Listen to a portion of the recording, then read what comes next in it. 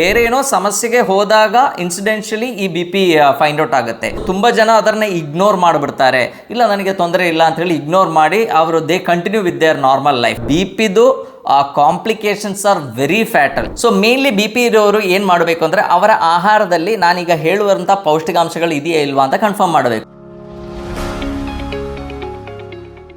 ಎಲ್ಲರಿಗೂ ನಮಸ್ಕಾರ, ನಾನು ಡಾಕ್ಟರ್ ಜಿತೇಶ್, ನಿಸರ್ಗ ಹಾಸ್ಪಿಟಲ್ ಸಿರ್ಸಿ. ನಮ್ಮ ಪಾಪ್ಯುಲೇಷನಲ್ಲಿ ತುಂಬ ಕಂಡುಬರುವಂಥ ಒಂದು ಸಮಸ್ಯೆ ಯಾವುದು ಅಂತ ಕೇಳಿದರೆ ಹೈಪರ್ ಟೆನ್ಷನ್ ಅಥವಾ ಹೈ ಬಿ ಪಿ ಅಥವಾ ಅಧಿಕ ರಕ್ತದ ಒತ್ತಡ.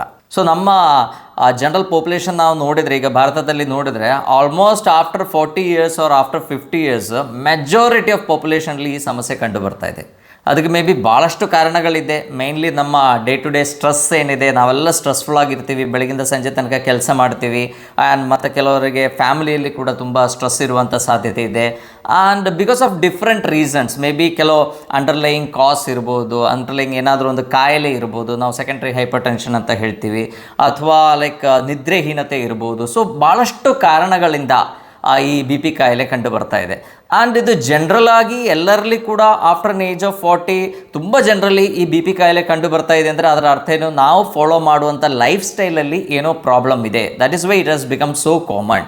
ಸೊ ನಾನು ಈ ವಿಡಿಯೋದಲ್ಲಿ ಇದಕ್ಕೆ ಮುಖ್ಯ ಕಾರಣಗಳೇನೇನು, ಆ್ಯಂಡ್ ಆ ಬಿ ಪಿ ಹೇಗೆ ಕಂಟ್ರೋಲ್ ಆಗುತ್ತೆ ನಮ್ಮ ಬಾಡಿಯಲ್ಲಿ, ಆ್ಯಂಡ್ ಅದರೊಟ್ಟಿಗೆ ನ್ಯಾಚುರಲಿ ಬಿ ಪಿ ಕಾಯಿಲೆ ಇರೋರು ಏನೇನು ಆಹಾರಗಳು ತಗೋಬೇಕು, ಏನೇನು ಆಹಾರಗಳು ತಗೋಬಾರ್ದು ಅಂತ ನಾನು ಹೇಳ್ತೇನೆ. ಸೊ ಈ ಬಿ ಪಿ ಕಾಯಿಲೆ ತುಂಬ ಜನರಲ್ಲಿ ಎಸಿಂಪ್ಟಮ್ಯಾಟಿಕ್ ಆಗಿರುತ್ತೆ. ಅಂದರೆ ಭಾಳಷ್ಟು ಅಂದರೆ ಹೇಳುವಷ್ಟು ಸಿಂಪ್ಟಮ್ಸ್ ಏನು ತೋರಿಸ್ಬೇಕು ಅಂತಿಲ್ಲ. ಕೆಲವರಲ್ಲಿ ಮಾತ್ರ ನಾವು ನೋಡಿದರೆ ತಲೆನೋವು ರಿಪೀಟೆಡ್ಲಿ ಬರೋದು, ಅಥವಾ ಬೇರೆ ಬೇರೆ ಡಿಸ್ನೆಸ್ ಬರೋದು, ತಲೆ ಚಕ್ರ ಬರೋದು, ಕೆಲವರಿಗೆ ನಾಸಿ ಆಗೋದು, ಬೇರೆ ಬೇರೆ ಸಿಂಪ್ಟಮ್ಸ್ ಡೆವಲಪ್ ಆಗ್ಬೋದು. ಸೊ ಮೇನ್ಲಿ ಅದು ಎಸಿಂಪ್ಟಮ್ಯಾಟಿಕ್ ಇದ್ದಿದ್ದಕ್ಕೆ ತುಂಬ ಜನರಲ್ಲಿ ಅದು ಇಮಿಡಿಯೇಟ್ಲಿ ಡಯಾಗ್ನೋಸ್ ಆಗಲ್ಲ. ನೀವು ಡಾಕ್ಟರ್ ಹತ್ರ ಹೋದ್ರೆ ನೋಡಿ, ಫಸ್ಟ್ ಅವರು ಚೆಕ್ ಮಾಡೋದು ಏನು ನೋಡ್ತಾರೆ, ಬಿ ಪಿ ನೋಡ್ತಾರೆ. ಬಿಕಾಸ್ ಎಷ್ಟೋ ಜನರಲ್ಲಿ ಬೇರೆ ಏನೋ ಸಮಸ್ಯೆಗೆ ಬಂದಾಗ ಆ ಬಿ ಪಿ ರೈಸ್ ಆಗಿರೋದು ಕಂಡು ಬರುತ್ತೆ. ಸೊ ಮೇ ಬಿ ಒಂದು 4-5 times ಇಂಟರ್ವೆಲ್ಸಲ್ಲಿ ನಾವು ಬಿ ಪಿ ಚೆಕ್ ಮಾಡಿ ಕನ್ಸಿಸ್ಟೆಂಟ್ಲಿ ಅವರ ಬಿ ಪಿ ಹೆಚ್ಚಿಗೆ ಇದ್ದರೆ, ಸೊ ನಾವು ನಾರ್ಮಲಿ ಏನು ಹೇಳ್ತೀವಿ, ಅರೌಂಡ್ ಲೆಸ್ ದ್ಯಾನ್ 140 ನಮ್ಮ ಬಿ ಪಿ ಇರಬೇಕು. ಸಿಸ್ಟೋಲಿಕ್ ಬಿ ಪಿ ಏನಿದೆ ಅದು ಲೆಸ್ ದ್ಯಾನ್ 140 ಇರಬೇಕು. 140ಗಿಂತ ಹೆಚ್ಚಿಗೆ ಹೋದರೆ ಅದನ್ನು ನಾವು ಹೈಪರ್ ಟೆನ್ಷನ್ ಅಂತ ಹೇಳ್ತೀವಿ. ಆ್ಯಂಡ್ ಡಯಾಸ್ಟೋಲಿಕ್ ಬಿ ಪಿ ಏನಿದೆ ಲೆಸ್ ದ್ಯಾನ್ 90 ಇರಬೇಕು ಅಂತ ಹೇಳ್ತೀವಿ. ಆ್ಯಂಡ್ ಈ ಲೆವೆಲ್ಸಲ್ಲಿ ಏನಿದೆ ಇಟ್ ಕೀಪ್ಸ್ ಆನ್ ಚೇಂಜಿಂಗ್. ಈಗ ಲೇಟೆಸ್ಟ್ ಆಗಿ ಹೇಳೋದು 130 ಅಬೋ ಇದ್ರೂ ಕೂಡ ಅದನ್ನು ಹೈಪರ್ ಟೆನ್ಷನ್ ಅಂತ ಹೇಳ್ತಾ ಇದ್ವಿ. ಆ್ಯಂಡ್ ಡಯಾಸ್ಟೋಲಿಕ್ ಬಿ ಪಿ ಏನಿದೆ 80ಕ್ಕಿಂತ ಹೆಚ್ಚಿಗೆ ಇದ್ದರೂ ಅದನ್ನು ಹೈಪರ್ ಟೆನ್ಷನ್ ಅಂತ ಹೇಳ್ತೀವಿ. But let us consider the first one. ಅಂದರೆ ನಮ್ಮ ಸಿಸ್ಟೋಲಿಕ್ ಬಿ ಪಿ ಯಾವತ್ತು 140ಕ್ಕಿಂತ ಹೆಚ್ಚಿಗೆ ಹೋಗಬಾರ್ದು. ಆ್ಯಂಡ್ ಡಯಾಸ್ಟೋಲಿಕ್ ಬಿ ಪಿ ಏನಿದೆ ಅದು ಯಾವತ್ತು 90ಕ್ಕಿಂತ ಹೆಚ್ಚಿಗೆ ಹೋಗಬಾರ್ದು. ನಾನು ಹೇಳೋದಂಗೆ ಬೇರೆ ಏನೋ ಸಮಸ್ಯೆಗೆ ಹೋದಾಗ ಇನ್ಸಿಡೆನ್ಷಿಯಲಿ ಈ ಬಿ ಪಿ ಫೈಂಡ್ ಔಟ್ ಆಗುತ್ತೆ. ಸೊ ತುಂಬ ಜನ ಅದನ್ನು ಇಗ್ನೋರ್ ಮಾಡಿಬಿಡ್ತಾರೆ, ಇಲ್ಲ ನನಗೆ ತೊಂದರೆ ಇಲ್ಲ ಅಂತ ಹೇಳಿ ಇಗ್ನೋರ್ ಮಾಡಿ ಅವರು they continue with their normal life. So but B ಪಿದು ಕಾಂಪ್ಲಿಕೇಶನ್ಸ್ ಆರ್ ವೆರಿ ಫ್ಯಾಟಲ್. ಈಗ ಡಯಾಬಿಟಿಸ್ ಏನಿದೆ, ಸ್ವಲ್ಪ ಡಯಾಬಿಟಿಸ್ ಹೆಚ್ಚಾದಾಗ ಡಯಾಬಿಟಿಕ್ ನ್ಯೂರೋಪತಿ ಈ ಥರ ಕಾಂಪ್ಲಿಕೇಶನ್ಸ್ ಡೆವಲಪ್ ಆದರೆ ಬಿ ಪಿಯಲ್ಲಿ ನಮಗೆ ಹೇಳಲಿಕ್ಕಾಗಲ್ಲ. ಹೈ ಬಿ ಪಿ ಇದ್ದಾಗ ಕೆಲವು ಸಲ ಸ್ಟ್ರೋಕ್ ಆಗ್ಬೋದು. ಎಷ್ಟೋ ಪೇಷಂಟ್ಸಿಗೆ ಗೊತ್ತೇ ಇರಲ್ಲ ಅವರಿಗೆ ಹೈಪರ್ ಟೆನ್ಷನ್ ಪ್ರಾಬ್ಲಮ್ ಇದೆ ಅಥವಾ ಬಿ ಪಿ ಕಾಯಿಲೆ ಇದೆ ಅಂತ ಗೊತ್ತೇ ಇರಲ್ಲ. ಬಟ್ ಬ್ರೈನ್ ಸ್ಟ್ರೋಕ್ ಆಗಿ ಹೆಮಿಪ್ಲೇಜಿಯಾ ಅಥವಾ ಪ್ಯಾರಾಪ್ಲೇಜಿಯಾ ಈ ಥರ ಪ್ರಾಬ್ಲಮ್ಸ್ ಡೆವಲಪ್ ಆಗಿ ಅವರಿಗೆ ಲೇಟರ್ ಆನ್ ಇಡೀ ಲೈಫ್ ಅವರೊಂದು ಹ್ಯಾಂಡಿಕ್ಯಾಪ್ಡ್ ಆಗಿರುವಂಥ ಪರಿಸ್ಥಿತಿ ಬರುತ್ತೆ. ಸೊ ಹಾಗಾಗಿ ಅಟ್ ಎನಿ ಏಜ್ ಆಲ್ಸೋ ಯಾವಾಗಲೂ ನಿಮ್ಮ ರೆಗ್ಯುಲರ್ ಇಂಟರ್ವೆಲ್ಸಲ್ಲಿ ನಿಮ್ಮ ಬಿ ಪಿಯನ್ನು ನೀವು ಚೆಕ್ ಮಾಡಬೇಕು. ಆ್ಯಂಡ್ ಅದೇನಾದರೂ ಹೆಚ್ಚಿಗೆ ಇದ್ದರೆ ಇನಿಷಿಯಲಿ ನಾವು ಏನು ಮಾಡ್ಬೋದು, ನಮ್ಮ ಡಯಟ್ರಿ ಕಂಟ್ರೋಲಿಂದಾನೇ ಬಿ ಪಿಯನ್ನು ತುಂಬ ಚೆನ್ನಾಗಿ ಕಂಟ್ರೋಲ್ ಮಾಡಲಿಕ್ಕಾಗತ್ತೆ. ಆ್ಯಕ್ಚುಲಿ ನಮ್ಮ ಬಾಡಿಯಲ್ಲಿ ಬಿ ಪಿ ಕಂಟ್ರೋಲ್ ಮಾಡೋ ಒಂದು ಮೆಕ್ಯಾನಿಸಮ್ ಇದೆ. ಸೊ ಬಿ ಪಿಯನ್ನು ರೆಗ್ಯುಲೇಟ್ ಮಾಡೋದು, ಆ ಬಿ ಪಿ ಕಡಿಮೆ ಆಗಬೇಕಾ, ಬಿ ಪಿ ಹೆಚ್ಚಾಗಬೇಕಾ, ಇದೆಲ್ಲ ಕಂಟ್ರೋಲ್ ಮಾಡೋ ಒಂದು ಮೆಕ್ಯಾನಿಸಮ್ ಇದೆ. ಅದಕ್ಕೆ ರೆನಿನ್ ಆಂಜಿಯೋಟೆನ್ಸಿನ್ ಆಲ್ಡೋಸ್ಟೆರಾನ್ ಸಿಸ್ಟಮ್ ಅಂತ ಹೇಳ್ತೀವಿ. ಸೊ ಇದರಲ್ಲಿ ಮೇನ್ಲಿ ನಮ್ಮ kidneys place A very major roll. ಅದಕ್ಕೆ ನೀವು ನೋಡಿ, ಕಿಡ್ನಿ ಕಾಯಿಲೆ ಇದ್ದವರಿಗೆ ಬಿ ಪಿ ಸಮಸ್ಯೆ ಬರುತ್ತೆ. ಬಿ ಪಿ ಸಮಸ್ಯೆ ಹೆಚ್ಚಾದರೆ ಅದರಿಂದ ಕಿಡ್ನಿ ಫೇಲ್ ಕೂಡ ಆಗುತ್ತೆ. And most of the cases cardiac problem ಇರ್ಬೋದು, ಲೈಕ್ ಹಾರ್ಟ್ ಅಟ್ಯಾಕು, ಇದಕ್ಕೆಲ್ಲ ಒಂದು ಮೇನ್ ರೀಸನ್ ಏನು ಅಂತ ಕೇಳಿದರೆ ಈ ಬಿ ಪಿ ಕಾಯಿಲೆ. ಸೊ ನಮ್ಮ ಬಾಡಿಯಲ್ಲಿರುವಂಥ ಕಿಡ್ನೀಸ್ ಇದೆ, ಲಂಗ್ಸ್ ಮತ್ತು ಲಿವರ್, ಅದರೊಟ್ಟಿಗೆ ಅಡ್ರಿನಲ್ ಗ್ಲ್ಯಾಂಡ್, ಇದೆಲ್ಲ ಸೇರಿ ನಮ್ಮ ಬಿ ಪಿಯನ್ನು ರೆಗ್ಯುಲೇಟ್ ಮಾಡ್ತಾ ಇರ್ತದೆ. ಸೊ ಇದೆಲ್ಲ ಸೆಕ್ರೀಟ್ ಮಾಡುವಂಥ ಭಾಳಷ್ಟು ಹಾರ್ಮೋನ್ಸ್ ಇದೆ. ಸೊ ಅದರ ಕರೆಕ್ಟಾಗಿರೋ ಆ್ಯಕ್ಟಿವಿಟೀಸಲ್ಲಿ ಮಾತ್ರ ಈ ಬಿ ಪಿ ಮೇಂಟೈನ್ ಆಗ್ತಾ ಇರ್ತದೆ. ಬಟ್ ಯೂಶ್ವಲಿ ಈಗ ನಾವು ಬಿ ಪಿ ಕಾಯಿಲೆ ತುಂಬ ಜನರಲ್ಲಿ ಡೆವಲಪ್ ಆಗುತ್ತೆ after N age of 40. So ಅದಕ್ಕೆ ಮೇನ್ ರೀಸನ್ಸ್ ಏನೇನು ಅಂತ ನೋಡೋಣ. The first reason is stress. So stress ಹೆಚ್ಚಾದಾಗ ಏನಾಗುತ್ತೆ, ನಮ್ಮ ಬಾಡಿಯಲ್ಲಿ ಕಾರ್ಟಿಸೋಲ್ ಅಂತ ಹಾರ್ಮೋನ್ ಏನಿದೆ ಅದು ಹೆಚ್ಚಿಗೆ ರಿಲೀಸ್ ಆಗುತ್ತೆ. ಸೊ ಇದು ನಮ್ಮ ವೆಸಲ್ಸ್ ಮೇಲೆ ಎಲ್ಲ ಅದರದ್ದು ಎಫೆಕ್ಟನ್ನು ಕ್ರಿಯೇಟ್ ಮಾಡಿ ಅದರಿಂದ ನಮಗೆ ಬಿ ಪಿ ಡೆವಲಪ್ ಆಗುವಂಥ ಸಾಧ್ಯತೆ ಇದೆ. ಅದರೊಟ್ಟಿಗೆ ತುಂಬ ಜನರಿಗೆ ನೀವು ನೋಡಿ ಲೈಕ್ ಸ್ಲೀಪ್ ಏಪ್ನಿಯಾ ಅಂತ ಹೇಳ್ತೀವಿ, ರಾತ್ರಿ ನಿದ್ರೆ ಮಾಡಲಿಕ್ಕಾಗಲ್ಲ, ಉಸಿರು ಕಟ್ಟದಂಗೆ ಆಗೋದು. ಸೊ ಈ ಥರ ಪ್ರಾಬ್ಲಮ್ಸ್ ಇರೋರಲ್ಲಿ ಕೂಡ ಈ ಬಿ ಪಿ ಕಾಯಿಲೆ ಡೆವಲಪ್ ಆಗುವಂಥ ಸಾಧ್ಯತೆ ತುಂಬ ಹೆಚ್ಚಿಗೆ ಇದೆ. ಆ್ಯಂಡ್ ದ ಅದರ್ ಮೇನ್ ಒಂದು ಫ್ಯಾಕ್ಟರ್ ಏನು ಅಂತ ಕೇಳಿದ್ರೆ ಒಬೇಸಿಟಿ ಮತ್ತು ಡಯಾಬಿಟಿಸ್. ನೀವು ನೋಡಿ ಡಯಾಬಿಟಿಸ್ ಬಂದಮೇಲೆ ಕೆಲವರಿಗೆ ಹೈಪರ್ಟೆನ್ಷನ್ ಮೆಡಿಸಿನ್ ಇಮಿಡಿಯೇಟ್ಲಿ ಸ್ಟಾರ್ಟ್ ಮಾಡಿಬಿಡ್ತಾರೆ. ಬಿಕಾಸ್ ಡಯಾಬಿಟಿಸ್ ಬಂದಾಗ ಏನಾಗುತ್ತೆ, ನಮ್ಮ ಬಾಡಿಯಲ್ಲಿರುವಂಥ ಓವರಾಲ್ ಇನ್ಫ್ಲಮೇಷನ್ ಹೆಚ್ಚಾಗುತ್ತೆ. ಸೊ ಇನ್ಫ್ಲಮೇಷನ್ ಹೆಚ್ಚಾದಾಗ ಏನಾಗುತ್ತೆ, ನಮಗೆ ಈ ಬಿ ಪಿ ಕಾಯಿಲೆ ಬರುವಂಥ ಸಾಧ್ಯತೆ ತುಂಬ ಹೆಚ್ಚಿಗೆ ಇದೆ. ಸೊ ಮಾರ್ಜಿನಲ್ಲಿ ಬಿ ಪಿ ಹೈ ಇದ್ದರೂ ಕೂಡ ಎಷ್ಟೋ ಡಾಕ್ಟರ್ಸ್ ಏನು ಮಾಡ್ತಾರೆ, B P medication immediately start ಮಾಡಿಬಿಡ್ತಾರೆ. ಸೊ ನಾವು ಏನು ಮಾಡಬೇಕು ಅಂದರೆ ರೆಗ್ಯುಲರ್ಲಿ ನಮ್ಮ ಬಾಡಿಯಲ್ಲಿ ಇರುವಂಥ ಇನ್ಫ್ಲಮೇಟರಿ ಮಾರ್ಕರ್ಸ್ ಏನಿದೆ ಅದನ್ನು ನಾವು ಚೆಕ್ ಮಾಡ್ತಾ ಇರಬೇಕು. ಎಸ್ಪೆಷಲಿ ಡಯಾಬಿಟಿಸ್ ಇದ್ದವರಾದರೆ ಖಂಡಿತ ಅದು ಮಾಡ್ತಾ ಇರಬೇಕು. ನಮ್ಮ ಹೈ ಸೆನ್ಸಿಟಿವ್ CRP ಅಂತ ಹೇಳ್ತೀವಿ, ಅದರೊಟ್ಟಿಗೆ ಹೋಮೋಸಿಸ್ಟಿನ್ ಇರ್ಬೋದು, ಈ ಥರ ಭಾಳಷ್ಟು ಇನ್ಫ್ಲಮೇಟರಿ ಮಾರ್ಕರ್ಸ್ ಇದೆ. ಸೊ ನಮ್ಮ ಬಾಡಿಯಲ್ಲಿ ಇನ್ಫ್ಲಮೇಟರಿ ಲೆವೆಲ್ಸ್ ಹೈ ಇದ್ದರೆ ಅದೇನಾಗುತ್ತೆ, ಆಟೋಮ್ಯಾಟಿಕಲಿ ನಮಗೆ ಈಗ ಅಥೆರೋಸ್ಕ್ಲಿರೋಸಿಸ್ ಆಗುವಂಥ ಸಾಧ್ಯತೆ ಇದೆ. ನಮ್ಮ ರಕ್ತನಾಳಗಳಲ್ಲಿ ಅದರದ್ದು ಲೂಮೆನ್ ಸಣ್ಣ ಆಗುವಂಥ ಸಾಧ್ಯತೆ ಇದೆ. ಸೊ ಈ ಥರ ಪ್ರಾಬ್ಲಮ್ಸಿಂದ ನಮಗೆ ಬಿ ಪಿ ಡೆವಲಪ್ ಆಗುತ್ತೆ. ಸೊ ಹಾಗಾಗಿ ನಮ್ಮ ಬಾಡಿಯಲ್ಲಿರುವಂಥ ಇನ್ಫ್ಲಮೇಟರಿ ಮಾರ್ಕರ್ಸನ್ನು ನೀವು ರೆಗ್ಯುಲರ್ ಇಂಟರ್ವೆಲ್ಸಲ್ಲಿ ನೀವು ಚೆಕ್ ಮಾಡ್ತಾ ಇರಬೇಕು. ಇನ್ನು ಮೇನ್ ಫ್ಯಾಕ್ಟರ್ ಏನು ಅಂದರೆ ನಮ್ಮ ಡಯಟ್. ನಮಗೆಲ್ಲ ಗೊತ್ತು, ನಾವು ಆಹಾರದಲ್ಲಿ ಲೈಕ್ ವಿ ಆಲ್ವೇಸ್ ನಮ್ಮ ನಾಳಿಗೆದಷ್ಟೇ ಕೇಳುತ್ತೆ, ನಮಗೆ ನಮ್ಮ ಹೊಟ್ಟೆಗೆ ಏನು ಬೇಕು ಅಂತ ನಮಗೆ ಕೇಳೋದೇ ಇಲ್ಲ. ಸೊ ಹಾಗಾಗಿ we always run behind taste. ಎಷ್ಟೋ ಪ್ಯಾಕ್ಡ್ ಫುಡ್ ತಗೊಳ್ತೀವಿ, ಸೊ ಅದರಲ್ಲಿ ಹೈ ಆಗಿ ಉಪ್ಪಿನ ಅಂಶ ಇರುತ್ತೆ. ಸೊ ಹೈ ಸೋಡಿಯಂ ಇದ್ದಾಗ ಏನಾಗುತ್ತೆ, ನಮ್ಮ ಬಾಡಿಯಲ್ಲಿ ವಾಟರ್ ರಿಟೆನ್ಷನ್ ಇರುತ್ತೆ, ಕಿಡ್ನಿ ವಾಟರ್ ರಿಟೆನ್ಷನ್ನ ಪ್ರಮೋಟ್ ಮಾಡುತ್ತೆ. ಸೊ ಹಾಗಾಗಿ ನಮ್ಮ ಬಿ ಪಿ ಹೆಚ್ಚಾಗುವಂಥ ಸಾಧ್ಯತೆ ಇದೆ. ಅದಕ್ಕೆ ಬಿ ಪಿ ಕಾಯಿಲೆ ಇರೋರಿಗೆ ಫಸ್ಟ್ ಹೇಳೋದೇನು, ಉಪ್ಪನ್ನು ಕಡಿಮೆ ಮಾಡಿ ಅಂತ ಹೇಳ್ತೀವಿ. ನಾವು ತಗೊಳ್ಳುವಂಥ ಪ್ರತಿಯೊಂದು ಆಹಾರದಲ್ಲೂ ಉಪ್ಪಿದೆ, ಸೋಡಿಯಂ ಇದೆ. ಬಟ್ ನಾವೇನು ಅಡಿಷ್ನಲ್ ಸಾಲ್ಟ್ ಹಾಕ್ತೀವಿ, ಅಡಿಷ್ನಲ್ ನಮ್ಮ ಕುಕಿಂಗ್ ಸಾಲ್ಟ್, ಟೇಬಲ್ ಸಾಲ್ಟ್ ಏನು ನಾವು ಹಾಕ್ತೀವಿ, ಸೊ ಅದರಿಂದಾನೇ ಇಷ್ಟೆಲ್ಲ ಪ್ರಾಬ್ಲಮ್ಸ್ ಡೆವಲಪ್ ಆಗ್ತಾ ಇದೆ. Over A period of time ನಾವೇನು ಮಾಡ್ತೀವಿ, ತುಂಬ ಉಪ್ಪು ಕನ್ಸ್ಯೂಮ್ ಮಾಡ್ತೀವಿ. ಸೊ ಓವರಾಲ್ ಒಂದು 1500 ಮಿಲಿಗ್ರಾಮ್ ಸಾಲ್ಟ್ ಅಷ್ಟೇ ನಮಗೆ ಡೈಲಿ ಪರ್ಮಿಟೆಡ್ ಆ್ಯಕ್ಚುಲಿ. ಬಟ್ ಅದಕ್ಕಿಂತ ಎಷ್ಟೋ ಹೆಚ್ಚಿಗೆ ಉಪ್ಪು ನಾವು ರೆಗ್ಯುಲರ್ಲಿ ತಗೊಳ್ಳೋದ್ರಿಂದ ನಮಗೆ ಈ ಥರ ಪ್ರಾಬ್ಲಮ್ಸ್ ಬರ್ತಾ ಇದೆ. ಸೊ ಅದರೊಟ್ಟಿಗೆ ಏನಾಗುತ್ತೆ, ನಾವು ತುಂಬ ಹೈ ಕ್ಯಾಲರಿ ಫುಡ್ಗಳು ತಗೊಳ್ತೀವಿ. ಈಗ ಪ್ಯಾಕ್ಡ್ ಫುಡ್ಡಲ್ಲಿ ಆದರೆ ಅದೆಲ್ಲ it is enrich with so much of sodium. Actually high sodium ಇರುತ್ತೆ. ನೀವೇ ನೋಡಿ, ನಾವೊಂದು ಪ್ಯಾಕೆಟ್ ಚಿಪ್ಸ್ ಎಲ್ಲ ತಿಂದರೆ ನಮಗೆ ತುಂಬ ನೀರು ಕುಡಿಬೇಕು ಅಂತ ಅನಿಸುತ್ತೆ, ತುಂಬ ರಿಚ್ ಆಗಿರುತ್ತೆ ಅದರಲ್ಲಿ ಸಾಲ್ಟ್. ಅದರೊಟ್ಟಿಗೆ ಕ್ಯಾಲರಿ ತುಂಬ ಹೆಚ್ಚಾಗುತ್ತೆ. ನಾನು ಫಸ್ಟೇ ಹೇಳಿದೆ, ನಮಗೆ ಬರುವಂಥ ಒಬೇಸಿಟಿ ಏನಿದೆ ಅಥವಾ ಲೈಕ್ ಡಯಾಬಿಟೀಸ್ ಪ್ರಾಬ್ಲಮ್ ಏನಿದೆ, ಇದಕ್ಕೆಲ್ಲ ಮೇನ್ ರೀಸನ್ ಈಸ್ ಈ ಕ್ಯಾಲರಿ. ಹೈ ಫ್ರಕ್ಟೋಸ್ ಇರುವಂಥ ಡ್ರಿಂಕ್ಸು, ಕೋಕೋ-ಕೋಲಾ, ಪೆಪ್ಸಿ ಈ ಥರ ಡ್ರಿಂಕ್ಸ್ ತಗೊಳ್ಳೋದು, ಅದರೊಟ್ಟಿಗೆ ತುಂಬ ಈ ಪ್ಯಾಕ್ಡ್ ಫುಡ್ಡನ್ನು ಹೆಚ್ಚಿಗೆ ತಗೊಳ್ಳುವಾಗ ಕ್ಯಾಲರಿ ಹೆಚ್ಚಾಗುತ್ತೆ, ಬೊಜ್ಜು ಬೆಳೆಯುತ್ತೆ, ಕೊಲೆಸ್ಟ್ರಾಲ್ ಲೆವೆಲ್ ತುಂಬ ಹೆಚ್ಚಾಗುತ್ತೆ, ನಮ್ಮ ರಕ್ತನಾಳಗಳದ್ದು ಲೂಮೆನ್ ಏನಿದೆ ಅದು ತುಂಬ ಸಣ್ಣ ಆಗೋದ್ರಿಂದ ಬ್ಲಡ್ ಪ್ರೆಷರ್ ಹೆಚ್ಚಾಗುತ್ತೆ. ಸೊ ಬಿ ಪಿ ಅಂದರೆ ಏನು, ನಮ್ಮ ರಕ್ತನಾಳಗಳಲ್ಲಿ ಹೋಗುವಂಥ ರಕ್ತ ಏನಿದೆ ಅದು ಆ ಬ್ಲಡ್ ವೆಸಲ್ಲಿ ಎಕ್ಸರ್ಟ್ ಮಾಡುವಂಥ ಪ್ರೆಷರಿಗೆ ನಾವು ಬಿ ಪಿ ಅಂತ ಹೇಳ್ತೀವಿ, ಬ್ಲಡ್ ಪ್ರೆಷರ್ ಅಂತ ಹೇಳ್ತೀವಿ. ಸೊ ನೀವೇ ವಿಚಾರ ಮಾಡಿ, ನಮ್ಮ ತಪ್ಪು ಆಹಾರ ಕ್ರಮದಿಂದ ರಕ್ತನಾಳಗಳ ಒಳಗಡೆ ತುಂಬ ಕೊಲೆಸ್ಟ್ರಾಲು ಅದೆಲ್ಲ ಡೆಪಾಸಿಟ್ ಆಗಿ ರಕ್ತನಾಳಗಳದ್ದು ಲೂಮೆನ್ ಸಣ್ಣದಾಗಿ ಏನಾಗುತ್ತೆ, ಬ್ಲಡ್ ಪ್ರೆಷರ್ ಹೆಚ್ಚಾಗುತ್ತೆ. ಈಗ ಒಂದು ಓಸ್ ಪೈಪ್ ಇಟ್ಕೊಂಡು ಅದು ನೀವು ಕರೆಕ್ಟಾಗಿ ತುಂಬ ಪ್ರೆಸ್ ಮಾಡಿಬಿಟ್ರೆ ಏನಾಗುತ್ತೆ, ಪ್ರೆಷರ್ ಹೆಚ್ಚಾಗಿ ನೀರು ತುಂಬ ದೂರ ಹೋಗಿ ಬೀಳುತ್ತೆ. ಸೊ ಅದೇ ಥರ ನಮ್ಮ ಬಾಡಿಯಲ್ಲಿ ರಕ್ತನಾಳಗಳದ್ದು ಕರೆಕ್ಟಾಗಿರೋ ಡೈಲೇಷನ್ ಆಗ್ತಾ ಇಲ್ಲ, ಕರೆಕ್ಟಾಗಿರುವ ಲೂಮೆನ್ ಇಲ್ಲ ಅಂತ ಇದ್ದಾಗ ಬಿ ಪಿ ಹೆಚ್ಚಾಗುವಂಥ ಸಾಧ್ಯತೆ ಇದೆ. ಇನ್ನು ತುಂಬ ಜನ ಏನು ಹೇಳ್ತಾರೆ, ಉಪ್ಪು ತಗೊಳ್ಳುವಾಗ ಲೈಕ್ ನಾವು ರೆಗ್ಯುಲರ್ ಅಯೋಡೈಸ್ಡ್ ಸಾಲ್ಟ್ ಬಿಟ್ಟಿದ್ವಿ, ಈಗ ಹಿಮಾಲಯನ್ ಸಾಲ್ಟ್ ಯೂಸ್ ಮಾಡ್ತೀವಿ ಅಥವಾ ಸೀ ಸಾಲ್ಟ್ ಯೂಸ್ ಮಾಡ್ತೀವಿ ಅಂತ ಹೇಳ್ತಾರೆ. ಅದರಲ್ಲಿ ಏನೂ ಡಿಫ್ರೆನ್ಸ್ ಇಲ್ಲ, ಆಲ್ಮೋಸ್ಟ್ ಎಲ್ಲದರಲ್ಲೂ ಕೂಡ ಹೈ ಸೋಡಿಯಂ ಕಂಟೆಂಟ್ ಇದೆ. ಸೊ ಹಾಗಾಗಿ ಯಾವುದೇ ಥರ ಉಪ್ಪು ತಗೊಂಡ್ರೂ ಕೂಡ ನಿಮ್ಮ ಬಿ ಪಿ ಅದು ಶೂಟ್ ಮಾಡಲಿಕ್ಕೆ ಮೇನ್ ರೀಸನ್ ಆಗ್ಬೋದು. ಆ್ಯಂಡ್ ಇದರೊಟ್ಟಿಗೆ ನಮ್ಮ ಲ್ಯಾಕ್ ಆಫ್ ಎಕ್ಸಸೈಸ್, ನಾವು ಏನು ವ್ಯಾಯಾಮಗಳು ಮಾಡಲ್ಲ. ಬಿ ಪಿ ಸರಿಯಾಗಿ ಮೇಂಟೈನ್ ಆಗಬೇಕು ಅಂದರೆ ನಾವು ಅಟ್ಲೀಸ್ಟ್ ಪ್ರತಿ ದಿವಸ ಬೇಡ, ವಾರಕ್ಕೊಂದು 3 ದಿವಸ ಆದರೂ ಕೂಡ ಅಟ್ಲೀಸ್ಟ್ 1 ರಿಂದ 1.5 ತಾಸು ನಾವು ರೆಗ್ಯುಲರ್ಲಿ ಎಕ್ಸಸೈಸ್ ಮಾಡಲೇಬೇಕು. ಸೊ ಈ ಎಕ್ಸಸೈಸ್ ಇಲ್ಲ ಅಂದರೂ ಕೂಡ ಏನಾಗುತ್ತೆ, ನಮಗೆ ಬೊಜ್ಜು ಬೆಳಿಬೋದು, ನಮ್ಮ ಬಾಡಿಯಲ್ಲಿ ಇನ್ಫ್ಲಮೇಷನ್ ಆಗುತ್ತೆ, ತುಂಬ ನಮಗೆ ಬೇಕಾಗಿರುವಂಥ ಬಿ ಪಿ ರೆಗ್ಯುಲೇಟ್ ಮಾಡಲಿಕ್ಕಿರುವಂಥ ಹಾರ್ಮೋನ್ ಸೆಕ್ರೀಷನ್ ಕಡಿಮೆ ಆಗುತ್ತೆ. ಸೊ ಹಾಗಾಗಿ ಬಿ ಪಿ ಬರುವಂಥ ಸಾಧ್ಯತೆ ಇದೆ. ನೀವು ತುಂಬ ನೋಡಿ ಮ್ಯಾಕ್ಸಿಮಮ್ ಒಬೇಸಿಟಿ ಇದ್ದವರಲ್ಲಿ ಹೈಪರ್ ಟೆನ್ಷನ್ ಪ್ರಾಬ್ಲಮ್ ಇದೆ, ಅದು ಹೆಚ್ಚಿಗೆ ಕಾಣುವಂಥ ಸಾಧ್ಯತೆ ಇದೆ. ನೆಕ್ಸ್ಟ್ ಮೇನ್ ಒಂದು ರೀಸನ್ ಅಂದರೆ ನಾವು ರೆಗ್ಯುಲರ್ಲಿ ತಗೊಳ್ಳುವಂಥ ಬೆವರೇಜಸ್, ಅದು ಯಾವುದಾದ್ರೂ ನಾವು ಫಸ್ಟ್ ಹೇಳ್ದಂಗಿರುವಂಥ ಸಾಫ್ಟ್ ಡ್ರಿಂಕ್ಸ್ ಇರ್ಬೋದು ಅಥವಾ ಕಾಫಿಯಲ್ಲಿರುವಂಥ ಕೆಫೀನ್ ಏನಿದೆ, that is one of the main risk factor for hypertension. ಅದು ಕಾಫಿಯಲ್ಲಿ ಅಷ್ಟೇ ಎಲ್ಲ ಕೆಫೀನ್ ಇರೋದು, ನಾವು ತಗೊಳ್ಳೋಂಥ ಪ್ರತಿಯೊಂದು ಸಾಫ್ಟ್ ಡ್ರಿಂಕು ನೀವು ಅದರ ಹೊರಗಡೆ ಓದಿ ನೋಡಿ, ಅದರಲ್ಲಿ ಕೆಫೀನ್ ಕಂಟೆಂಟ್ ಇರುತ್ತೆ.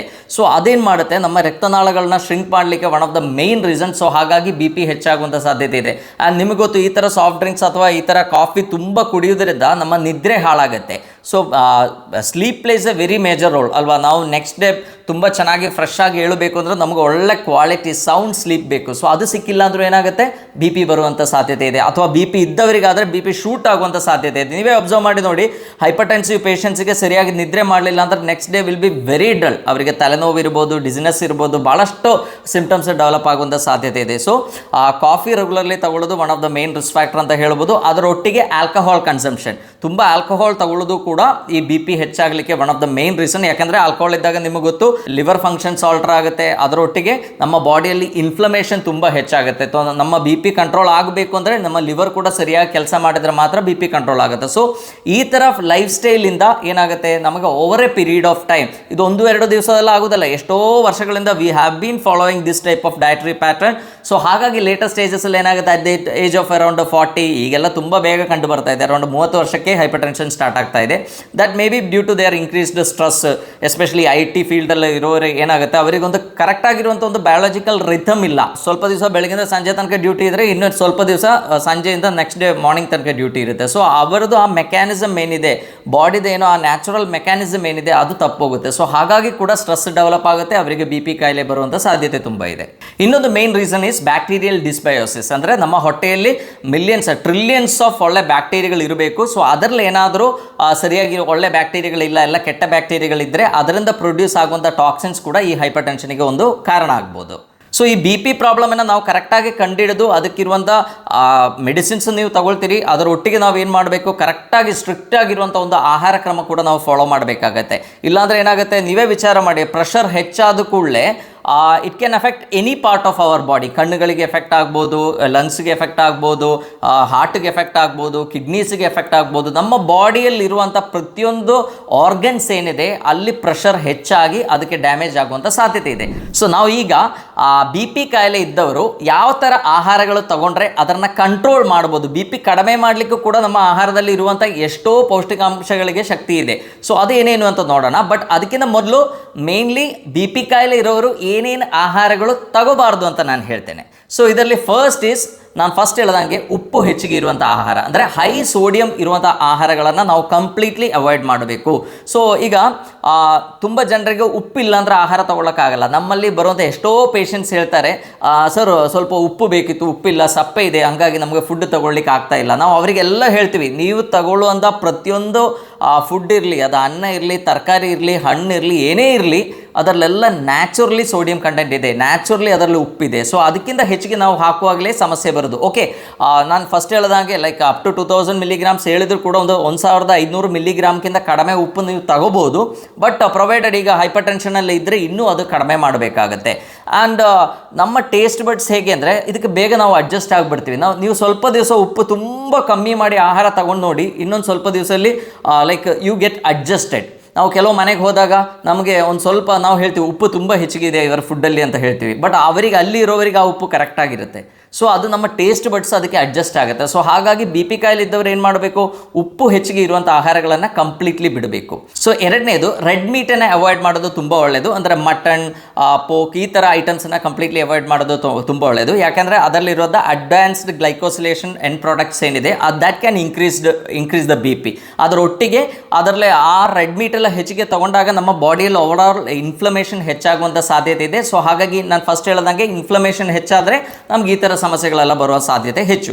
ಇನ್ನು ಮೂರನೇದು, ಆಲ್ಮೋಸ್ಟ್ ಎಲ್ಲ ಪ್ರಾಸೆಸ್ಡ್ ಆ್ಯಂಡ್ ರಿಫೈನ್ಡ್ ಕಾರ್ಬ್ಸ್ ಏನಿದೆ, ಕಾರ್ಬೋಹೈಡ್ರೇಟ್ ಏನಿದೆ, ಅದನ್ನು ಅವಾಯ್ಡ್ ಮಾಡಬೇಕು. ಸೊ ನಮಗೆಲ್ಲ ಗೊತ್ತು, ನಮ್ಮ ಆಹಾರ ನಾವು ತುಂಬ ನಾರಿನಂಶ ಹೆಚ್ಚಿಗೆ ಇರುವ ಆಹಾರ ತಗೊಳ್ಳೋದು ಯಾವಾಗಲೂ ನಮ್ಮ ಬಾಡಿಯಲ್ಲಿ ಇರುವಂಥ ಇನ್ಫ್ಲಮೇಷನ್ ಕಡಿಮೆ ಮಾಡಲಿಕ್ಕೆ ಒಳ್ಳೆಯದು, ಹೊಟ್ಟೆಯಲ್ಲಿ ಒಳ್ಳೆ ಬ್ಯಾಕ್ಟೀರಿಯಾಗಳು ಬೆಳೆಯೋಕ್ಕೆ ಕೂಡ ತುಂಬ ಒಳ್ಳೆಯದು. ಬಟ್ ನಾವೇನು ಮಾಡ್ತೀವಿ, ಎಲ್ಲ ಪಾಲಿಶ್ಡ್ ಐಟಮ್ಸನ್ನು ನಾವು ಹೆಚ್ಚಿಗೆ ಪ್ರಿಫರ್ ಮಾಡ್ತೀವಿ. ರೈಸ್ ಆದರೂ ತುಂಬ ವೈಟ್ ರೈಸು, ತುಂಬ ಪಾಲಿಶ್ಡ್ ಆಗಿರುವಂಥ ಅನ್ನ ಯೂಸ್ ಮಾಡಲಿಕ್ಕೆ ಇಷ್ಟ ಮಾಡ್ತೀವಿ.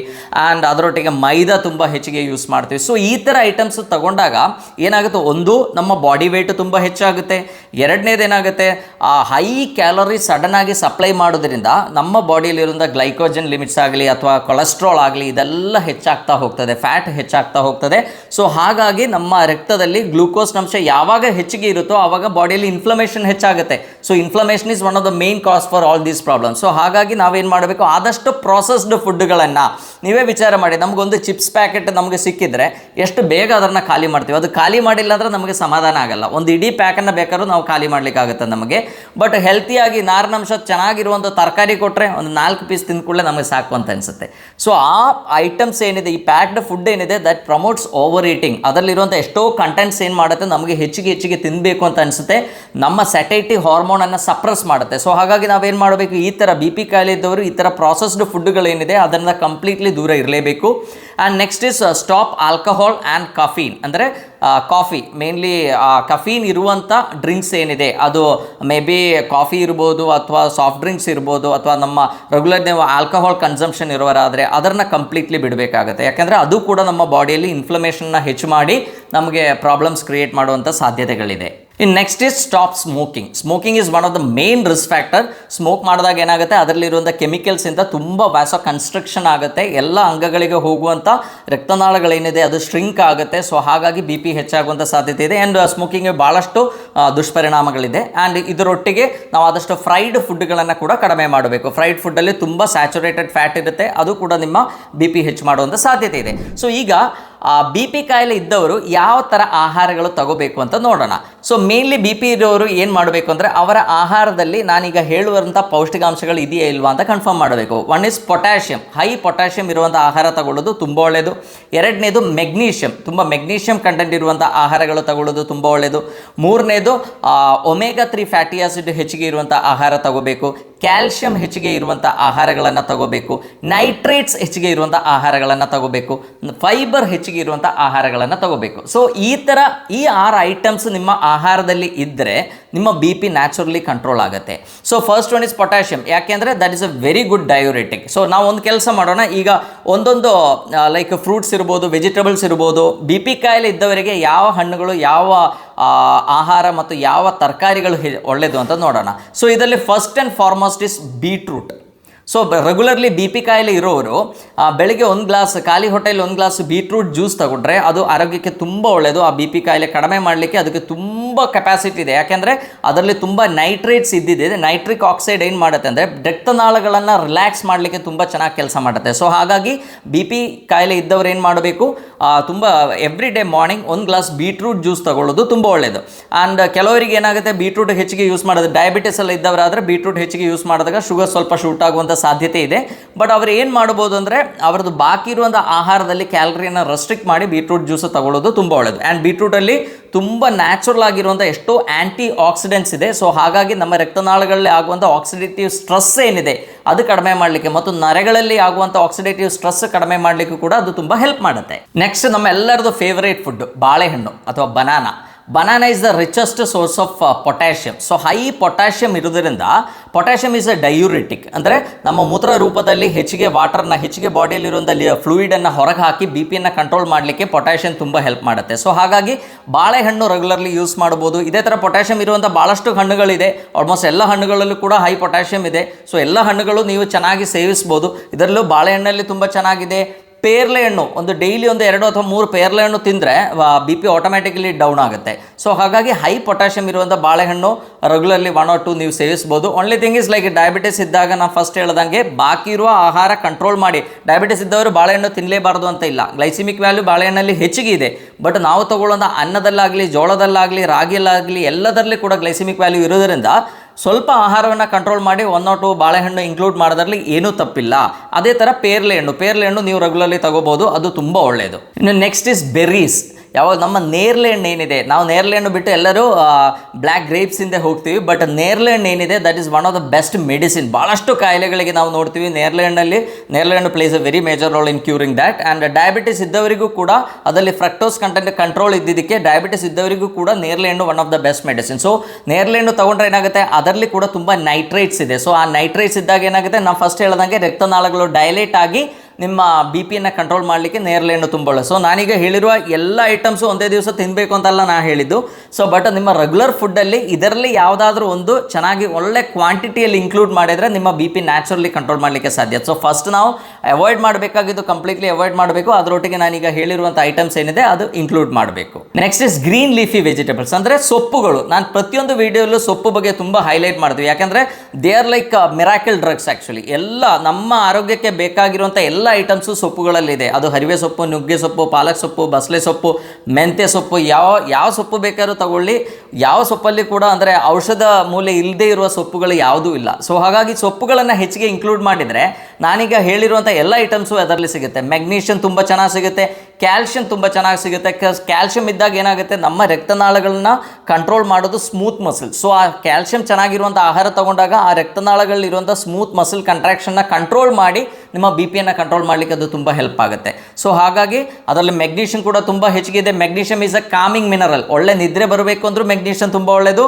ನಮ್ಮ ಬಾಡಿಯಲ್ಲಿ ಬಿ ಪಿ ಕಂಟ್ರೋಲ್ ಆಗಲಿಕ್ಕೂ ಕೂಡ magnesium place A very major roll. And ನಾನು ಫಸ್ಟ್ ಹೇಳಿದಂಗೆ ಕ್ಯಾಲ್ಶಿಯಂ ಅಬ್ಸಾರ್ಪ್ಷನ್ ಆಗಲಿ, ವೈಟಮಿನ್ ಡಿ ಅಬ್ಸಾರ್ಪ್ಷನ್ ಆಗಲಿ, ಇದೆಲ್ಲ ಚೆನ್ನಾಗಿ ಆಗಬೇಕು ಅಂದರೂ ಕೂಡ ಮೆಗ್ನೀಷಿಯಂ ಬೇಕು. ಸೊ ಸೊಪ್ಪುಗಳು ಚೆನ್ನಾಗಿ ತಗೊಳ್ಳೋದ್ರಿಂದ ನಮಗೆ ಬೇಕಾದಷ್ಟು ಮೆಗ್ನೀಷಿಯಂ ನಮ್ಮ ಬಾಡಿಗೆ ಸಿಗುತ್ತೆ. ಸೊ ಹಾಗಾಗಿ ಬಿ ಪಿ ಕಂಟ್ರೋಲ್ ಮಾಡಲಿಕ್ಕೆ ಅದು ತುಂಬ ಹೆಲ್ಪ್ ಆಗುತ್ತೆ. ಆ್ಯಂಡ್ ಸೊಪ್ಪುಗಳೆಲ್ಲ ಎಲ್ಲ ಇದೆ. ಈವನ್ ಪೊಟ್ಯಾಷಿಯಂ ಕೂಡ ಚೆನ್ನಾಗಿದೆ. ಸೊ ಹಾಗಾಗಿ ಏನಾಗುತ್ತೆ, it works like a diuretic. Potassium ಹೆಚ್ಚಿಗೆ ತಗೊಂಡಾಗ ಮೂತ್ರ ಚೆನ್ನಾಗಿ ಹೋಗುತ್ತೆ, ಬಾಡಿ ಫ್ಲೂಯಿಡ್ ಕಂಟ್ರೋಲ್ ಆಗುತ್ತೆ. ಸೊ ನಾನೀಗ ಹೇಳಿರುವಂಥ ಎಲ್ಲ ಐಟಮ್ಸು ಒಟ್ಟಿಗೆ ಇರೋದು ಒಂದು ಐಟಮ್ ಯಾವುದು ಅಂತ ಕೇಳಿದ್ರೆ ಮೇನ್ಲಿ ಸೊಪ್ಪುಗಳು. ಸೊ ಅದರಲ್ಲಿ ಮೆಗ್ನೀಷಿಯಂ ಇದೆ, ನೈಟ್ರೈಟ್ಸ್ ಇದೆ, ಆ್ಯಂಡ್ ಕ್ಯಾಲ್ಶಿಯಂ ಇದೆ. ಅದರೊಟ್ಟಿಗೆ ನಾರಿನಂಶ ಕೂಡ ತುಂಬ ಚೆನ್ನಾಗಿದೆ. ಸೊ ನಾರಿನಂಶ ಚೆನ್ನಾಗಿ ತಗೊಂಡಾಗ ನಿಮಗೆ ಗೊತ್ತಿದೆ, ನಮ್ಮ ಬಾಡಿಯಲ್ಲಿ ಕೊಲೆಸ್ಟ್ರಾಲ್ ಕಂಟ್ರೋಲ್ ಮಾಡಬೇಕು ಅಂದರೆ ನಾರಿನಂಶ ಇರುವಂಥ ಆಹಾರಗಳು ಚೆನ್ನಾಗಿ ತಗೋಬೇಕು. ಸೊ ಅವಾಗ ಮಾತ್ರ ಅದು ಬೈಲೊಟ್ಟಿಗೆ ಕಂಬೈನ್ ಆಗಿ ಅದರಲ್ಲಿರೋ ನಾರಿನಂಶ ಪಿತ್ತರಸ ಒಟ್ಟಿಗೆ ಕಂಬೈನ್ ಆಗಿ ಪಿತ್ತರಸ ಎಕ್ಸ್ಕ್ರೀಟ್ ಮಾಡಲಿಕ್ಕೆ ಅದು ಹೆಲ್ಪ್ ಮಾಡುತ್ತೆ. ಸೊ ಹಾಗಾಗಿ ಬಾಡಿಯಲ್ಲಿರುವಂಥ ಕೊಲೆಸ್ಟ್ರಾಲ್ ಲೆವೆಲ್ ಏನಿದೆ ಅದು ಕಡಿಮೆ ಆಗ್ತಾ ಬರ್ತದೆ. ಸೊ ಕೊಲೆಸ್ಟ್ರಾಲ್ ಕಡಿಮೆ ಆದಾಗ ನಮ್ಮ ಬಿ ಪಿನೂ ಕಂಟ್ರೋಲ್ ಆಗುತ್ತೆ, ಕಾರ್ಡಿಯಾಕ್ ಫಂಕ್ಷನ್ಸ್ ಎಲ್ಲದೂ ಇಂಪ್ರೂವ್ ಆಗುತ್ತೆ.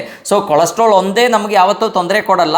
ಬಿಕಾಸ್ ನಮ್ಮ ಬಾಡಿಯಲ್ಲಿ ಬೇರೆ ಇನ್ಫ್ಲಮೇಷನ್ ಇದ್ದಾಗ, ಬಿ ಪಿ ಕಾಯಿಲೆ ಇದ್ದಾಗ ಅಥವಾ ಡಯಾಬಿಟಿಸ್ ಇದ್ದಾಗ cholesterol can be a very big villain. So ಹಾಗಾಗಿ ನಾವೇನು ಮಾಡಬೇಕು, ರೆಗ್ಯುಲರ್ಲಿ ಸೊಪ್ಪುಗಳನ್ನು ನಮ್ಮ ಆಹಾರದಲ್ಲಿ ಇನ್ಕ್ಲೂಡ್ ಮಾಡಲೇಬೇಕು. ಇನ್ನು ಬಿ ಪಿ ಕಾಯಿಲೆ ಇರೋರು ಅವರ ರೆಗ್ಯುಲರ್ ಫುಡ್ಡಲ್ಲಿ ಬೆಳ್ಳುಳ್ಳಿಯನ್ನು ಇನ್ಕ್ಲೂಡ್ ಮಾಡ್ಬೋದು. ಬೆಳ್ಳುಳ್ಳಿಯಲ್ಲಿ ಇರುವಂಥ ಆಲಿಸಿನ್ ಏನಿದೆ ಮತ್ತು ಅದರಲ್ಲಿ ಇರುವಂಥ ಆ್ಯಂಟಿ ಆಕ್ಸಿಡೆಂಟ್ಸ್ ಏನಿದೆ, that can also control blood pressure to a very good extent. ಇನ್ನು ಲೈಕ್ ಪೊಮೊಗ್ರಾನೇಟ್, ದಾಳಿಂಬೆ ಏನಿದೆ, that can be one of the best food. So ದಾಳಿಂಬೆಯಲ್ಲಿ ತುಂಬ ಚೆನ್ನಾಗಿ ಆ್ಯಂಟಿ ಆಕ್ಸಿಡೆಂಟ್ಸ್ ಇದೆ. ಅದರಲ್ಲಿ high in potassium, high in nitrates, so ಇದೆಲ್ಲ ಇರೋದ್ರಿಂದ ದಾಳಿಂಬೆ can be a very miracle drink ಅಂತ ಹೇಳ್ಬೋದು. ರೆಗ್ಯುಲರ್ಲಿ ದಾಳಿಂಬೆ ಎಲ್ಲರಿಗೂ ಇಷ್ಟ. ಸೊ ಹಾಗಾಗಿ ದಾಳಿಂಬೆ ಜ್ಯೂಸ್ ಮಾಡಿ ತಗೊಳ್ಳೋದು ಕೂಡ ತುಂಬ ಒಳ್ಳೆಯದು. ಅದರಲ್ಲಿ ಈವನ್ ಕೋಎನ್ಜೈಮ್, ಕ್ಯೂಟನ್, ಈ ಥರ ತುಂಬ ನ್ಯೂಟ್ರಿಯೆಂಟ್ಸ್ ಇದೆ. ಸೊ ಹಾಗಾಗಿ ರೆಗ್ಯುಲರ್ಲಿ ದಾಳಿಂಬೆ ತಗೊಳ್ಳೋದು ಕೂಡ ನಮ್ಮ ಕಾರ್ಡಿಯಾಕ್ ಫಂಕ್ಷನ್ ಇಂಪ್ರೂವ್ ಮಾಡಲಿಕ್ಕೆ, ಅದರೊಟ್ಟಿಗೆ ಬಿ ಪಿ ಕಂಟ್ರೋಲ್ ಮಾಡಲಿಕ್ಕೆ ಕೂಡ ತುಂಬ ಹೆಲ್ಪ್ ಆಗುತ್ತೆ. ಇನ್ನು ನೆಕ್ಸ್ಟ್ ಇಸ್ ಮೀನುಗಳು, ಅಂದರೆ ಒಳ್ಳೆ ಒಮೆಗಾ 3 ಇರುವಂಥ ಆಹಾರ ತಗೋಬೇಕು. ಅದು ಫಿಶ್ ತಗೋಬೋದು ಅಥವಾ ನಟ್ಸ್ ತಗೋಬೋದು. ಬಟ್ ಮೀನಲ್ಲಿ ಮೇನ್ಲಿ ಫ್ಯಾಟಿ ಫಿಶ್ಗಳೇನಿದೆ, ತಾರ್ಲೆ, ಬಂಗಡೆ, ಈ ಥರ ಮೀನುಗಳು ತಗೊಂಡಾಗ ಅದರಲ್ಲಿ ಚೆನ್ನಾಗಿ ನಮಗೆ ಒಮೆಗಾ 3 ಸಿಗುತ್ತೆ. So omega 3 is anti inflammatory in nature. ಅದರಲ್ಲಿರುವಂಥ EPA ಮತ್ತು DHA ಏನಿದೆ ಅದು ತುಂಬ ಹೆಲ್ಪ್ ಮಾಡುತ್ತೆ. ಸೊ ಹಾಗಾಗಿ ರೆಗ್ಯುಲರ್ ಫುಡ್ಡಲ್ಲಿ ಈ ತಾರ್ಲೆ, ಬಂಗಡೆ, ಈ ಥರ ಮೀನುಗಳು ಇನ್ಕ್ಲೂಡ್ ಮಾಡಿದರೆ ಅದು ತುಂಬ ಒಳ್ಳೆಯದು. ಬಾಡಿಯಲ್ಲಿರುವಂಥ ಇನ್ಫ್ಲಮೇಷನ್ನ ಕಡಿಮೆ ಮಾಡಿ ಅದು ನಮ್ಮ ಬಿ ಪಿಯನ್ನು ಕಂಟ್ರೋಲ್ ಮಾಡಲಿಕ್ಕೆ ನಮಗೆ ತುಂಬ ಹೆಲ್ಪ್ ಮಾಡುತ್ತೆ. ನಾನು ಹೇಳಿದಂಗೆ ನಟ್ಸ್ ನಿಮ್ಮ ಆಹಾರದಲ್ಲಿ ಚೆನ್ನಾಗಿ ಇನ್ಕ್ಲೂಡ್ ಮಾಡೋದ್ರಿಂದ ನಮಗೆ ಮೆಗ್ನೀಷಿಯಂ ಸಿಗುತ್ತೆ, ಎಲ್ಲ ನ್ಯೂಟ್ರಿಯೆಂಟ್ಸು ಸಿಗುತ್ತೆ. ಬಟ್ ನೀವು ನೋಡಬೇಕಾಗಿದೆ, ನೀವು ನಟ್ಸ್ ತಿನ್ಲಿಕ್ಕೆ ಹೇಳಿದ ಕೂಡಲೇ ಸಾಲ್ಟೆಡ್ ನಟ್ಸ್ ತಿನ್ಲಿಕ್ಕೆ ಹೋಗಬಾರ್ದು. ಉಪ್ಪು ಕಡಿಮೆ ಇರುವಂಥ, ಪ್ಲೇನ್ ಆಗಿರುವಂಥ, ಬ್ಲ್ಯಾಂಡ್ ಆಗಿರುವಂಥ ನಟ್ಸ್ ಏನಿದೆ ಅದು ರೆಗ್ಯುಲರ್ಲಿ ಒಂದು ಗುಡ್ ಕ್ವಾಂಟಿಟಿ ಸೇವಿಸೋದು ಕೂಡ ನಮ್ಮ HDL ಇಂಪ್ರೂವ್ ಮಾಡಲಿಕ್ಕೆ ಹೆಲ್ಪ್ ಆಗುತ್ತೆ, ಇನ್ಫ್ಲಮೇಷನ್ ಕಡಿಮೆ ಮಾಡಲಿಕ್ಕೆ ಹೆಲ್ಪ್ ಆಗುತ್ತೆ. ಸೊ ಬಿ ಪಿ ಕಂಟ್ರೋಲ್ ಮಾಡಲಿಕ್ಕೆ ಕೂಡ ಅದು ತುಂಬ ಒಳ್ಳೆಯದು. ಆ್ಯಂಡ್ ಇದು ಬಿಟ್ಟು ಭಾಳಷ್ಟು ಐಟಮ್ಸ್ ಇದೆ. ನಮ್ಮ ಟೊಮ್ಯಾಟೊ, ಈ ಥರ ತುಂಬ ನಮ್ಮ ಆಲ್ಮೋಸ್ಟ್ ನಮಗೆ ಸಿಗುವಂಥ ಎಲ್ಲ ವೆಜಿಟೇಬಲ್ಸು ಏನಿದೆ, that can play a very major role in controlling our B P. So ನಾವು ಏನು ಮಾಡಬೇಕು, ಆದಷ್ಟು ಈ ರಿಫೈನ್ಡ್ ಫುಡ್ಗಳನ್ನು ಅವಾಯ್ಡ್ ಮಾಡಿ ಆದಷ್ಟು ಹೋಲ್ ಗ್ರೈನ್ಸನ್ನು ತಗೊಳ್ಳಿಕ್ಕೂ ಕೂಡ ಪ್ರಯತ್ನ ಮಾಡಬೇಕು. ಯಾಕೆಂದರೆ ಪ್ರತಿಯೊಂದು ಐಟಮಲ್ಲೂ ಅದಕ್ಕೇನೋ ಒಂದು ಮೆಡಿಸಿನಲ್ ವ್ಯಾಲ್ಯೂ ಇದ್ದೇ ಇರುತ್ತೆ. ಈಗ ಪೊಮೊಗ್ರಾನೇಟ್ ನಾ ಹೇಳ್ದಂಗೆ ನಮ್ಮ ಬಾಡಿಯಲ್ಲಿ ಬಿ ಪಿ ಕಂಟ್ರೋಲ್ ಮಾಡುವಂಥ ಒಂದು ಎನ್ಸೈಮ್ ಇದೆ, ಅದನ್ನು ಬ್ಲಾಕ್ ಮಾಡುವಂಥ ಕೆಪಾಸಿಟಿ ಇದೆ ಪೊಮೊಗ್ರಾನೇಟ್ಗೆ. ಸೊ ಹಾಗಾಗಿ ಭಾಳಷ್ಟು ಔಷಧ ಮೂಲ್ಯಗಳಿರುತ್ತೆ ಇದಕ್ಕೆ. ಸೊ ಈ ಥರ ಆಹಾರಗಳನ್ನ ನಿಮ್ಮ ಲೈಕ್ ಮೆಡಿಕೇಷನ್ ನೀವು ಮಾಡಬೇಕು, ಮೆಡಿಕೇಷನ್ ಕಂಪ್ಲೀಟ್ಲಿ ಅವಾಯ್ಡ್ ಮಾಡಬೇಕು ಅಂತ ನಾನು ಹೇಳಲ್ಲ. ಯಾಕೆಂದರೆ ರೆಗ್ಯುಲರ್ಲಿ ಬಿ ಪಿ ಮಾನಿಟರ್ ಮಾಡೋದು ತುಂಬ ಕಷ್ಟ ಆಗುತ್ತೆ ತುಂಬ ಜನರಿಗೆ. ಸೊ ಹಾಗಾಗಿ ಮೆಡಿಕೇಷನ್ ಒಟ್ಟಿಗೆ ನೀವೇನು ಮಾಡಬೇಕು, ಈ ಥರ ಆಹಾರಗಳನ್ನು ತಗೊಂಡ್ರೆ ನಿಮ್ಮ ಮೆಡಿಕೇಷನ್ ಡೋಸೇಜ್ ಕಡಿಮೆ ಮಾಡ್ತಾ ನಮಗೆ ಕಂಪ್ಲೀಟ್ ಈ ಬಿ ಪಿ ಏನು ಸಮಸ್ಯೆ ಏನಿದೆ ಅದನ್ನು ಕಂಪ್ಲೀಟ್ಲಿ ಹತೋಟಿಗೆ ಇರಲಿಕ್ಕೆ ಸಾಧ್ಯ ಅಂತ ಹೇಳ್ತಾ ಎಲ್ಲರಿಗೂ ಧನ್ಯವಾದ.